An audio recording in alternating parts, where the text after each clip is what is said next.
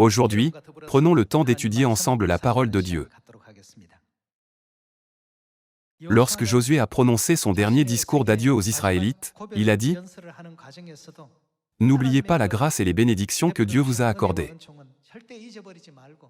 Ne jamais adorer d'autres dieux, et ne jamais s'égarer. »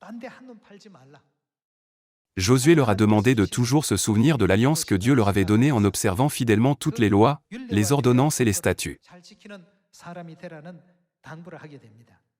Puisque Dieu a toujours donné d'abondantes bénédictions à Josué, Dieu a permis aux Israélites de posséder le pays de Canaan, le pays où coule le lait et le miel de son vivant. Lisons ensemble Josué chapitre 1, verset 1. Après la mort de Moïse, serviteur de l'Éternel, l'Éternel dit à Josué, fils de Nun, serviteur de Moïse, « Moïse, mon serviteur, est mort, maintenant, lève-toi, passe ce Jourdain, toi et tout ce peuple, pour entrer dans le pays que je donne aux enfants d'Israël. Tout lieu que foulera la plante de votre pied, je vous le donne, comme je l'ai dit à Moïse. Vous aurez pour territoire depuis le désert et le Liban jusqu'au grand fleuve, le fleuve de l'Euphrate, tout le pays des Hétiens, et jusqu'à la grande mer vers le soleil couchant. Nul ne tiendra devant toi, tant que tu vivras. Je serai avec toi, comme j'ai été avec Moïse, je ne te délaisserai point, je ne t'abandonnerai point. » Alors, que doit-il faire? Fortifie-toi et prends courage, car c'est toi qui mettras ce peuple en possession du pays que j'ai juré à leur père de leur donner.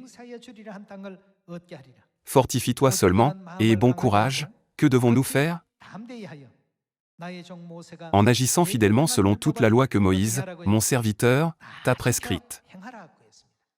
Nous devons toujours veiller à observer les lois, les ordonnances, les statuts et l'alliance de Dieu.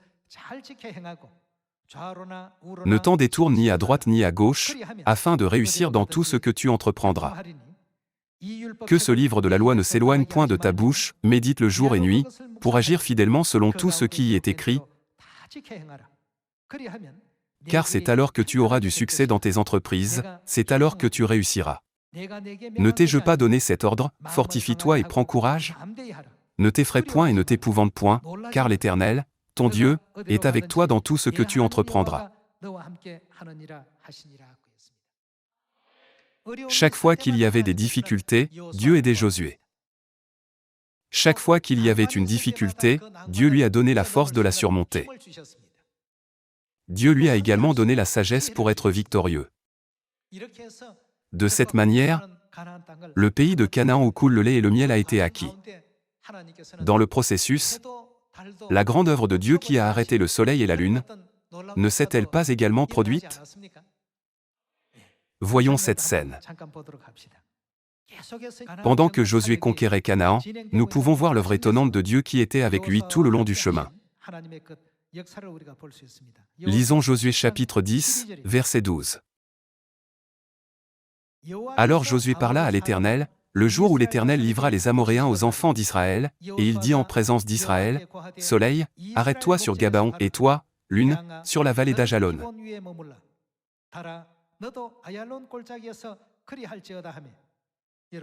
Frères et sœurs, lorsque nous regardons du point de vue de la science moderne, est-il possible que le soleil puisse un jour s'arrêter? Il n'y a personne d'autre que Dieu qui peut accomplir une telle œuvre. Dieu a arrêté l'univers entier pour aider Josué. Pourrait-il y avoir une plus grande aide que cela? Si une planète était arrêtée, qu'arriverait-il au reste de l'univers? Verset 13. Et le soleil s'arrêta, et la lune suspendit sa course jusqu'à ce que la nation ait tiré vengeance de ses ennemis. Cela n'est-il pas écrit dans le livre du juste? Le soleil s'arrêta au milieu du ciel, et ne se hâta point de se coucher, presque tout un jour. Il n'y a point eu de jour comme celui-là, ni avant ni après, où l'Éternel ait écouté la voix d'un homme. Lorsque Josué a crié vers Dieu avec sa demande sincère, Dieu a entendu la voix de Josué et l'a écouté. Si le soleil se couchait, l'armée d'Israël perdrait. Cependant, s'ils restaient à la lumière du jour, ils pouvaient vaincre leurs ennemis.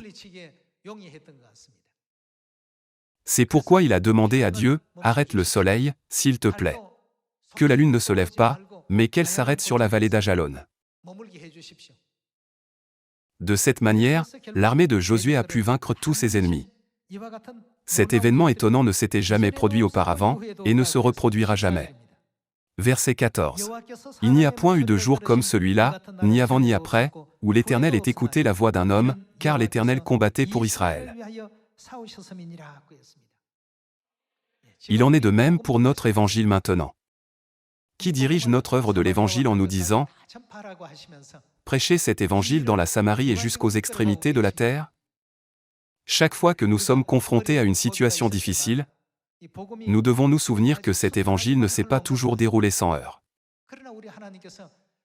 Lorsque Satan nous entrave au milieu des vagues de la vie, Dieu nous accorde de bien plus grandes bénédictions et nous met dans des situations encore plus gracieuses et étonnantes. D'où vient cette grâce débordante ? Tout vient de Dieu.